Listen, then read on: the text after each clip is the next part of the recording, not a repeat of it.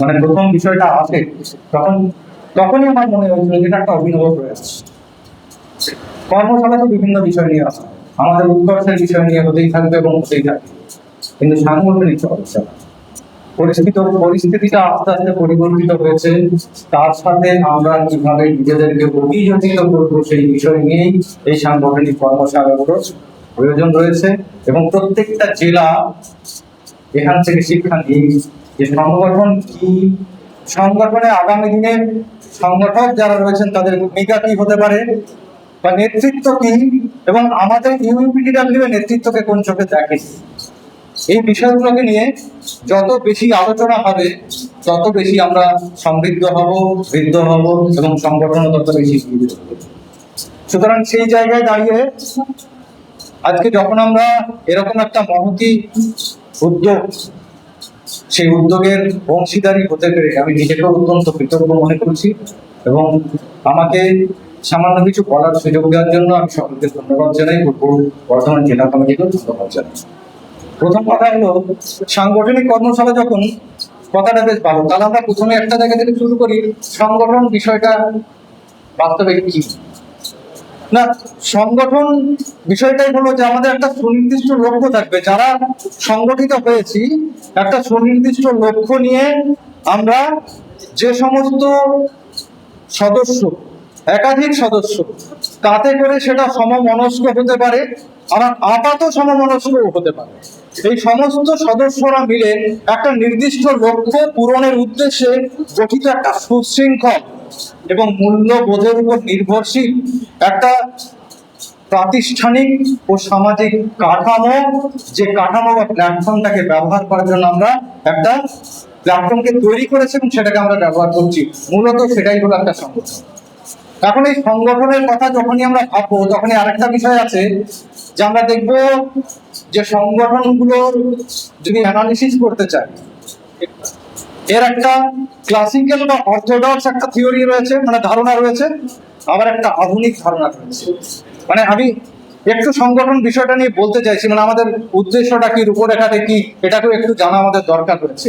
যে ক্লাসিক্যাল থিওরিটা কি ছিল, ক্লাসিক্যাল থিওরিতে যদি আমরা দেখি তাহলে দেখতে পাবো যে তখনকার দিনে যারা সমাজবিজ্ঞানী ছিলেন বা যারা সংগঠন নিয়ে গবেষণা করেছেন, কাজ করেছেন, এরকম যারা রয়েছেন, তারা অধিকাংশ ক্ষেত্রে দেখা গেছে একটা সেখানে ক্লোজ ডোর সিস্টেম ছিল। ক্লোজ ডোর সিস্টেমটা কিরকম না, একটা এমন কঠিন কাঠামো যে কাঠামোর বাইরে বেরোনোর কোনো জায়গা নেই, এবং যেখানে আমাদের উদ্দেশ্য বা লক্ষ্য থাকতো একটা হায়ারার্কি বেসড। কিরকম সেটা না, ক্লোজ ডোর সিস্টেমটা এরকমই, একদম নির্দিষ্ট করা থাকতো যে কাদের কি কাজ এবং তার হায়ারার্কি থাকতো, অর্থাৎ পদবিন্যাস থাকতো।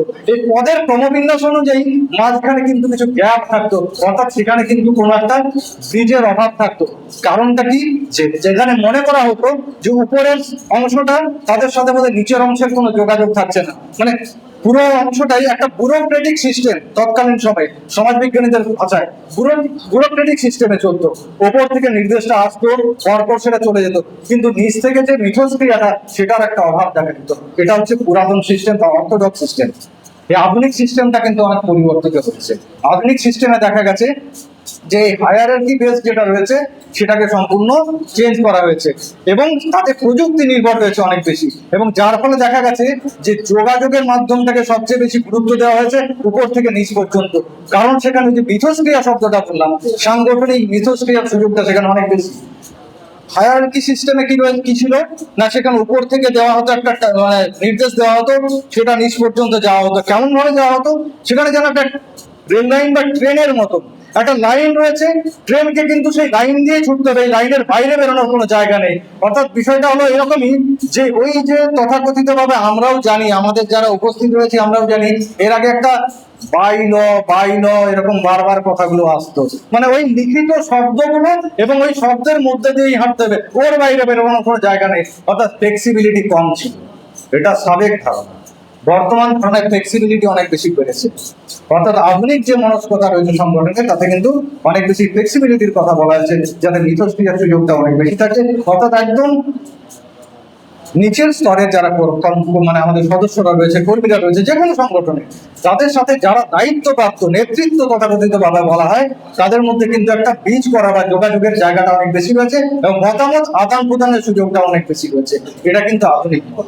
এবং যারা আধুনিক যে সমস্ত সমাজ বিজ্ঞানীরা, তারা কিন্তু এই জায়গাটাকে অনেক বেশি গুরুত্বের সহকারে দেখেছেন। এখন এটা তো গেল সংগঠনের একটা বেশি কারণ। তাহলে সংগঠকদের ভূমিকা কি থাকবে? যারা সংগঠক হবে তাদের ভূমিকা কি থাকবে? সংগঠকদের ভূমিকাগুলো কিন্তু দেখা গেছে পরবর্তীকালে সেই সাযুজ্য রেখেই আধুনিক বর্তমানের যে সমস্ত মেলবন্ধন গুলো রয়েছে, সেই মেলবন্ধন থেকেই আমরা কিন্তু সেখান থেকে ভেঙে নিতে পারবো। ভেঙে নিতে পারবো কিভাবে?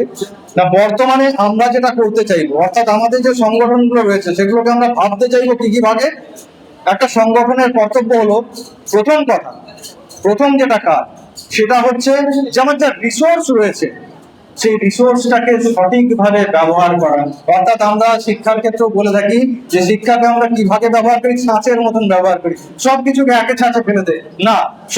দক্ষ সংগঠকের কাজই হলো তাই, আমার যে সমস্ত টুলস গুলো রয়েছে, অর্থাৎ যে সংগঠনের মধ্যে টুলস আছে, জেমস আছে, তাদেরকে এক একটা জায়গায় তাদের মতন করে ব্যবহার করে নিতে পারা, এটাই হলো সংগঠকের সবচেয়ে বড় কাজ।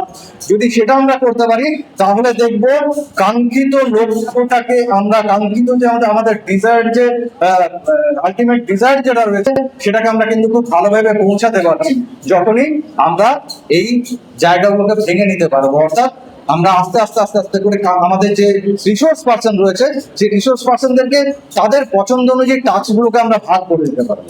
এটা কিন্তু দরকার হচ্ছে। এইটার সাথে সাথে সাযুজ্য দিয়ে যেটা আসে সেটা হচ্ছে সমবিভাজন। অর্থাৎ আমরা যারা রয়েছি, আমরা যদি তাদেরকে টাস্ক গুলো বিভাজন করে করে ঠিকঠাক মতন দিতে পারি, তাহলে দেখবো যে কাজগুলো এগোচ্ছে। তা যদি না করতে পারি, তাহলে সমস্ত কিছুই দেখবো ওই নেতৃত্বের মাথার উপরেই রয়ে যাচ্ছে এবং ঘুরে ফিরে সেই আবার অর্থোডক্স সিস্টেমে চলে যাচ্ছি। মাথা থেকে শুধুমাত্র বিষয়গুলো আসছে, নিচ পর্যন্ত শুধু পৌঁছে যাচ্ছে, কিন্তু নিচ পর্যন্ত মিথস্ক্রিয়ার বিষয়টা কমে যাচ্ছে। এটাকে কমাতে হবে। এই জন্য সমবিভাজনটা দরকার এবং তার মনিটরিং দরকার। এই কাজগুলো কিন্তু আমাদেরকে করতে হবে। একই সাথে আরেকটা বিষয়, সংগঠকের সবচেয়ে বড় আরেকটা গুরুত্বপূর্ণ বিষয়, সেটা হলো যোগাযোগ ক্ষমতা, অর্থাৎ কমিউনিকেশন স্কিল। আমাদেরকে কিন্তু কমিউনিকেশন স্কিলটা আরো বেশি বাড়াতে হবে এবং নিচ পর্যন্ত। আর যেটা বলছিলাম যে এই যে সাবেক সিস্টেমে যেটা ছিল হায়ারার্কি বেস, সেখান থেকে বেরিয়ে এসে আমরাও মনে করব বর্তমান দিনের নেতৃত্ব শব্দটাও বোধহয় অনেক কিছু পরিবর্তন হয়ে গেছে, অর্থাৎ ধারণাটাও পরিবর্তন হয়ে গেছে। এখানে নেতৃত্ব অর্থাৎ কিন্তু একটা পদ নিছক নয়, বা পদ বা চেয়ারের বিষয় নয়, বিষয়টা হলো দায়িত্ব। আমরা যেদিন ভাবতে পারবো যে আমরা এই দায়িত্বের জায়গাটার চোখ থেকে আমরা দেখতে পাচ্ছি বা নেতৃত্বের বিষয়টাকে বুঝতে পারছি, সেদিন কিন্তু আমরা সঠিক কাজটা করে নিতে পারবো এবং সংগঠনের পক্ষে সেটা কিন্তু সবসময় ভালো। অর্থাৎ এই দায়িত্বের কাজটা কিরকম না, আমরা যখনই বুঝবো যে আমরা নেতৃত্বে যারা রয়েছি, আমরা সাবেক সিস্টেমে কি দেখেছি, পদ এই শব্দটার উপরে অনেক বড় রকমের একটা এমফাসিস দেওয়া হতো। মানে ব্যাপারটা এরকমই যে আমরা অনেকটা ইভ্যালুয়েশনের পরে আমাদের মেরুদণ্ড সোজা হয়েছে আর আমরা দ্বিপদী হয়েছি। আমাদের আশেপাশের যে সংগঠনগুলো রয়েছে সেগুলো এখনো অর্থোডক্স সিস্টেমে চলে, ইউপিটিডব্লিউ ছাড়া। কেন কি এখনো পর্যন্ত তারা মনে করে যে ওই দুটো পদ হয়েছে এবং মানে দুটো পা আছে নিজের এবং মেরুদণ্ডটা সোজা হয়েছে, এটা বোধহয় যথেষ্ট নয়, আরো দুটো পদ দরকার যাতে করে চতুষ্পদী হতে পারি এবং লেজ নাড়াতে পারি। এটাই বোধহয় সেই আগেকার দিনের সিস্টেম। এটা এখনো চলে আসছে। এই দুর্ভাগ্যের বিষয়, আমাদের আশেপাশের যে সংগঠনগুলোকে দেখি, তারা ওই দুটো পদে সন্তুষ্ট নয়, আরো দুটো পদ চাই এবং চতুষ্পদী হয়েছে এবং শুধুমাত্র লেজ নাড়াবো। আমরা ইউপিটিডব্লিউ ধারণা থেকে বেরিয়ে আমরা মনে করি হ্যাঁ অনেকটা ইভলিউশনের পরে আমাদের মেরুদণ্ড সোজা হয়েছে এবং আমরা বিপদী। সুতরাং ওই বাড়তি দুটো অর্নামেন্টাল পদের জন্য আমরা কখনো কিন্তু না পারি না। এটা উদ্দাসনে পাখিদের বিষয়। এই জায়গাগুলো এইটাই হলো নেতৃত্বের একটা জায়গা, যে আমরা দায়িত্ব প্রাপ্ত, আমরা নেতা নই কেউ। আপনারা আমাদেরকে দায়িত্ব দিয়েছেন, আমরা আমাদের সাধ্য মতন সেই দায়িত্বগুলো পালন করার চেষ্টা করি, এটুকুই যা। সেখান থেকে আমরা একটা কাঠামো দরকার হয়, সেই কাঠামোর বিন্যাস হয়েছে, সেই বিন্যাস অনুযায়ী আমাদের সিদ্ধান্তগুলো উপর থেকে নিচ এবং নিচ থেকে উপর, এই দুটো জায়গার ব্রিজিংটা তৈরি হয় এবং সেভাবেই আমাদের ইউপিটিটা চলে এবং আগামী দিনে নিশ্চয়ই এটা আরো ভালোভাবে চলবে থেকে করতে। এই জায়গায় দাঁড়িয়ে আবারও বলি, যে আমরা ইউপিডিডব্লিউ মনে করি যে হ্যাভিং অর বিং, আমরা কোনটাতে এমফাসিস দিচ্ছি? মানে আমার হ্যাভিং বলতে আমি কি আছে কি পাচ্ছি এটাতে, নাকি বিং আমার কি হওয়ার আছে বা আমি কি হবো এটাতে? আমরা ইউপিডিডব্লিউ আবারও বলি অর্থোডক্স চিন্তা ভাবনা থেকে বাইরে রয়েছি বলেই আমরা হ্যাভিং এ কখনো কোনো গুরুত্ব দিই না, আমরা সবসময় গুরুত্ব দিই বিং এ, অর্থাৎ আমাদের আমরা কি হব, কি পেয়েছি বা কি পাবোতে নয়। এটা আমাদের আরেকটা কোয়ালিটি ইউপিডিডব্লিউ সেটা শিখিয়েছে।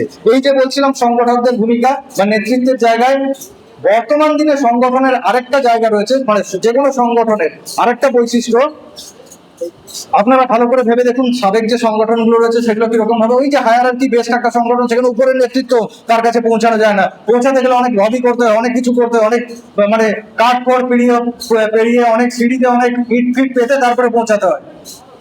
আর আমাদের জায়গায় মানে আমাদের ইউপিডিডব্লিউ সেখানে দেখুন যে আমাদের রাজ্য নেতৃত্ব, আমাদের রাজ্য সম্পাদক, আমাদের রাজ্য সভাপতি, তাদের সাথে যে কোনো মুহূর্তে যে কোনো বিষয় নিয়ে যখন তখন অ্যাক্সেস করা যায়, কথা বলা যায় এবং আমরা সহজ করবো।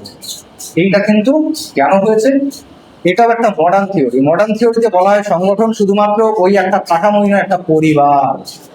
ভালো করে ভেবে দেখুন তো, আমরা ইউপিডিডব্লিউ কে একটা পরিবার হিসেবে তৈরি করতে পেরেছি কিনা? আজকে শুধুমাত্র পেশাগত দাবি দাবাগুলোর জায়গায় নয়, আমাদের ব্যক্তিগত কোথায় কি সমস্যা রয়েছে, কার কি সমস্যা রয়েছে, কোথাও যে কেউ যদি কোনো একটা জেলায় যে সমস্যায় পড়ে তাহলেও তাকে সমস্যা থেকে উদ্ধার করার জন্য আমাদের ইউপিডিডব্লিউ রয়েছে, সেখানকার জেলা নেতৃত্ব তাদেরকে সেই সহায়তা দেওয়ার জন্য সবসময় প্রস্তুত। এই পরিবার ধারণাটা কিন্তু আমাদের ইউপিডিডব্লিউ এর আরেকটা বড় পাওনা, যেটাকে আমরা এমন ভাবে তৈরি করেছি যে আগামী দিনেও আমরা এই ট্রেনটাকে একটা গুরুত্বপূর্ণ সিস্টেম হিসেবে কিন্তু রাখতে পারবো। এবং এই সংগঠন সম্পর্কে যেদিন আলোচনা হবে, আমি বিশ্বাস রাখি যে সংগঠন সম্পর্কে যখন গবেষণা হবে আগামী দিনেও, তখন কিন্তু এই যে ধারণাগুলোর যে আপগ্রেডেশন হচ্ছে বা ইউপিডিডব্লিউ বা পরবর্তীকালে এসজিএম এই যে আপগ্রেডেশন গুলো দিচ্ছে, এগুলোকে নিয়েও আরো বেশি করে আলোচনা হবে হয়তো একদিন। নামগুলো যেভাবেই থাক না কেন, বিষয়টা একই থাকবে। আমরা কিন্তু তার আশার পার, আমরাই কিন্তু সেটাকে শুরু করেছি, সেই জায়গাগুলো কিন্তু থাকবে। তাহলে এই জায়গাগুলোতে দাঁড়িয়ে আগামী দিনে আমাদের আর একটা বিষয়, এটা সাবেক একটা থিওরিটিক্যাল বিষয়ে গেলাম, আমাদের কর্তব্যের বিষয়টা। আবারও বলছি, পরিস্থিতিটা পরিবর্তিত হয়েছে, আমাদেরকে সেটা অনুযায়ী কিন্তু নিজেদেরকেও সেই পরিবর্তিত পরিস্থিতিতে আমরা সংগঠনের ধারাটাকে কিভাবে উন্নত করতে পারবো, এটাকে নিয়েও কিন্তু আমাদের চিন্তা ভাবনা তৈরি করতে হবে বা রূপরেখাটা পরিষ্কার করতে হবে। এবং পরিষ্কার করতে হবে, আবারও বলি, দিনের শেষে আমরা যতই বলি যে ওপর থেকে একটা সিদ্ধান্ত নেওয়ার জায়গা নিশ্চয়ই নেতৃত্বে, কিন্তু মাথায় রাখতে হবে তার সমস্ত শক্তিটাই কিন্তু একদম চক্রস্তরে, অর্থাৎ যেটা কিনা নিচের অংশে রয়েছে। তাহলে তাদেরকেও কিন্তু ভাবতে হবে, শুধুমাত্র এরকম নয় ভাবনাটা উপরেই হবে যা কিছু নয়, প্রতিনিয়ত তাদেরকেও ভাবতে হবে। এবং আমি আশা রাখবো প্রত্যেকটি সদস্য তার সারাদিনের কিছুটা সময় অন্তত সংগঠন নিয়ে ভাববেন। এই আশা আমি সবার কাছে রাখতে পারি যে প্রত্যেকেই সারাদিনের মধ্যে কিছুটা সময় অন্তত সংগঠনকে নিয়ে ভাববেন এবং সংগঠনকে কি করে ভালো করা যেতে পারে। অনেক কিছু আমরা চিন্তা ভাবনা করতে পারি, যে চিন্তা ভাবনা আপনাদের মধ্যে রয়েছে এটা ছড়িয়ে আমাদের কাছে উঠে আসুক এবং আমরা যাতে সেটাকে সারা রাজ্যে ছড়িয়ে দিতে পারি, সেই চেষ্টাটাও আমাদের মধ্যে থাকবে। তাহলে এই সময়টা দিতে হবে আপনাদেরকে, এটা আপনাদের কাছ থেকে আমরা চাইলাম। তাহলে যদি সেই জায়গাগুলো করতে পারি, পরিবর্তিত যে পরিস্থিতি রয়েছে, আবারও বলছি, আমরা দেখতেই পাচ্ছি যে অলরেডি ক্ষমতা খুব স্বাভাবিকভাবেই তার একটা বৃত্ত তৈরি করছে এবং এই বৃত্তের মধ্যে ওই যে কেন্দ্রাভিমুখী যে একটা শক্তি আছে, সেই শক্তি তাকে সবসময় বৃত্তের দিকে টানার চেষ্টা করবে এবং সেই বৃত্তটাকেই সেখানে বড় করার চেষ্টা করবে। কিন্তু মাথায় রাখতে হবে আমাদেরকে যে আমরা এই সিস্টেমের মধ্যে আমাদের এই অরাজনৈতিক সত্তা এবং সাংগঠনিক সত্তাটাকে যত বেশি বিস্তৃত করতে পারবো, সেটা শুধুমাত্র আগামী দিনে আমাদের জন্যই প্রয়োজন। হ্যালো হ্যালো হ্যালো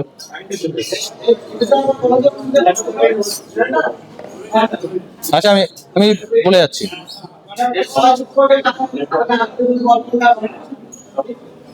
যে সাংগঠনিক সত্তায় যখন আমরা ভাবতে শুরু করবো, তখন কিন্তু মাথায় রাখতে হবে যে অরাজনৈতিক সাংগঠনিক সত্তা এটা কিন্তু খুব সহজ ব্যাপার না। বিশেষ করে পশ্চিমবঙ্গের মাটিতে তো সহজ ছিলই না, কিন্তু আজকে আমরা এটা প্রমাণ করে দিতে পেরেছি যে একটা অরাজনৈতিক সত্তা একটা রেজিমেন্টেড শক্তিশালী গভর্নমেন্টের মতন একটা যেখানে তাদের যে জোর রয়েছে বা ক্ষমতার যে ফোর্স রয়েছে, সেই ফোর্সটাকে কিন্তু আমরা অবদমিত করতে পারি, এটা কিন্তু আমরা দেখাতে পেরেছি এবং এটা আমাদের সাফল্য।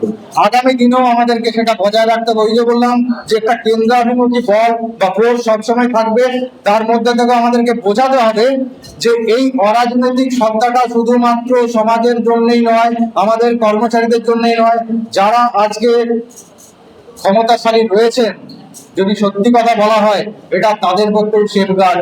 এই কেন সেফগার্ড বলছি, পৃথিবীতে কখনো ক্ষমতার জায়গাটা ফাঁকা থাকে না, অর্থাৎ একটা না একটা সময় সরকার যে কাজেই করুক বা যত ভালো কাজেই করুক না কেন, তার একটা বিপরীত বা বিপরীত একটা অবস্থানে কিছু মানুষ থাকবে। যখন দেখা যাবে এই সংখ্যাটা বেড়ে যাচ্ছে, তখন কিন্তু বিরোধিতার সংখ্যা বাড়বে। একমাত্র অরাজনৈতিক সংগঠনই যারা সত্তাধারী রয়েছে তাদের জন্য কেন সুবিধাজনক, এই ব্যালেন্সটাকে তৈরি করে রাখতে পারে অরাজনৈতিক সত্তায়। সুতরাং তাদেরকেও বোঝাতে হবে যে ব্যালেন্সটার জন্য অরাজনৈতিক সত্তাটাকে কিন্তু মেরে ফেলা চলবে না, এটাকে বাঁচিয়ে রাখতে হবে এবং জিগিয়ে রাখতে হবে। এটা দরকার রয়েছে, এটা তাদের জন্য দরকার রয়েছে, এটা সমাজের জন্য দরকার রয়েছে, এটা সমস্ত কর্মচারীদের জন্য দরকার রয়েছে, এবং আমার আগামী দিনে আমরা নিশ্চিতভাবে সেটা বজায় রাখবো। মোটামুটি আমরা আবারও প্রতিজ্ঞাবদ্ধ হব যে আমরা আগামী দিনে আমাদের সংগঠনকে অর্থাৎ ইউপিটিডব্লিউ কে সেই জায়গায় পৌঁছে দিতে পারবো যেখান থেকে আমরা কিনা আজকে শুধুমাত্র আমাদের সাংগঠনিক কাজ, পেশাগত দাবি দাবা, এর বাইরেও একটা শিক্ষাঙ্গন যে আমাদের চালু হয়েছে সেটাকে এমন একটা জায়গায় পৌঁছাতে পারবো যাতে করে আমরা ইউপিটিডব্লিউ শুধুমাত্র পেশাগত তাগিদেই আন্দোলন করছি এই কথাটা বলার জায়গা থাকবে না। আমরা যেটা এর পরের ফেজ, আমাদের আসল জায়গা লক্ষ্য হলো শিক্ষার আন্দোলন। আমরা শুধুমাত্র শিক্ষকের আন্দোলন নয়, শিক্ষার আন্দোলন করতে চলেছি। সেখানে আপনাদের পার্টিসিপেন্স চাই, সেখানে আপনাদের মতামত চাই, সেখানে আপনাদের আরো বেশি করে আপনারা এগিয়ে আসুন, সেই জায়গাগুলো আমি চাইব। কারণ অনেক কিছু করার রয়েছে।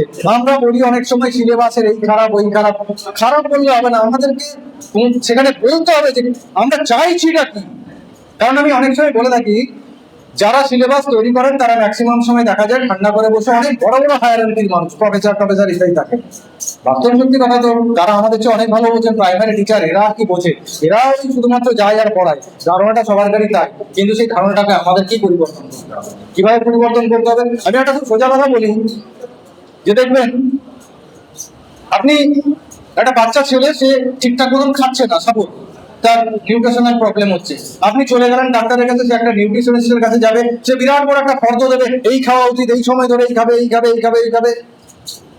দিনের শেষে ভাবুন, যেগুলো খেয়ে তার বাচ্চাটার হজম হবে কি না হবে, তার সে সেটাকে আত্মীকরণ করতে পারবে কি না পারবে, দিনের শেষে তার আনপড় মা যে কিচ্ছু জানে না ওসবে, সবচেয়ে ভালো কিন্তু সেই বোঝে, কারণ তার সঙ্গে দিনের সারা দিনটা কাটায় সেই মাই। আমরাও সেরকম এই ছাত্রদের সঙ্গে সারাদিন আমাদের যে মিথস্ক্রিয়া আমরা যেভাবে কাটাই, সেটা কিন্তু অনেক উপরের ওখানে কাটাই না। তাহলে আমাদেরকে সেই জায়গাটা তো পৌঁছাতে হবে, তাহলে আমরা সাজেশন দেবো, সেই জায়গাটা তৈরি করতে হবে। আমাদেরকে সেই সশক্তিকরণ আমাদের দরকার, যে আমরা সরকারকে সাজেশন দেবো আমরা কি চাইছি এবং আমাদের ছেলেদের জন্য কোন জিনিসগুলো দরকার, তাহলে সেই জায়গাগুলো আমাদের নিশ্চয়ই আমাদেরও ওয়ার্কশপের দরকার রয়েছে। এই জায়গাগুলো আমরা যেদিন পৌঁছাতে পারবো, সেদিন কিন্তু দেখবো যে আমরা কিন্তু সেই আমাদের কাঙ্ক্ষিত লক্ষ্যে, অর্থাৎ শিক্ষার স্বার্থ, শিক্ষকের স্বার্থ এবং শিক্ষার্থীর স্বার্থ, এই তিনটে জায়গাকেই আমরা উদ্ধৃত করতে পেরেছি, সেদিনই আমরা পাবো। একই সাথে আজকে আরেকটা ভালো জিনিস বলি আপনাদের সামনে, মানে আমাদের প্রতিনিয়ত যারা হেড টিচার রয়েছেন, টিআইসি রয়েছেন, তাদেরকে প্রতিনিয়ত বেশ কিছু অফিসিয়াল কাজকর্ম যেগুলো করতে হয়, সেগুলোর ক্ষেত্রেও আমরা চাইবো আগামী দিনে ম্যানুয়ালের জায়গায়, আমরা তো বারংবার দেখিয়েছি যে একটা প্রাইমারি টিচার্স অ্যাসোসিয়েশন কিভাবে আধুনিক হতে পারে, আধুনিক মনস্কতা, সে জায়গায় দাঁড়িয়ে আমরা কিন্তু টোটাল কাজটাকেও কিভাবে অ্যাপস নির্ভর করতে পারি, যাতে করে আমরা আমাদের সময়টা অনেক কম ওই ম্যানুয়াল লেবারে দিতে হয় এবং আমরা অনেক বেশি সময় শিক্ষার কাজে নিয়োজিত করতে পারি, বা ছাত্র ছাত্রীদের শিক্ষার কাজে নতুন নতুন চিন্তা ভাবনার কাজে সময়টা দিতে পারি। সেজন্য আমরা আজকে একটা ডেমো দেখবো যে আমরা ওই কাজগুলো কিভাবে সহজেই আমরা করে নিতে পারবো, হয় আমাদের প্রযুক্তিগত জায়গা খাটিয়ে বা সফটওয়্যারের মাধ্যমে, সেটারও একটা ডেমো দেখবো। আমরা আরো একটা এগোবো, কারণ আমরা সবসময় এগিয়েই থাকি। যারা পেছনে রয়েছে তারা কিন্তু এখনো আমাদের চেয়ে অনেকটা পেছনে। হ্যাঁ, ওই যে বললাম ক্ষমতার দিকে আসা যাওয়া থাকবে, কিন্তু আমরা আমাদের জায়গায় ঠিক থাকবো, না পায়ে না ডাইনে, আমরা সোজাই চলবো। মোটামুটি এইটুকু।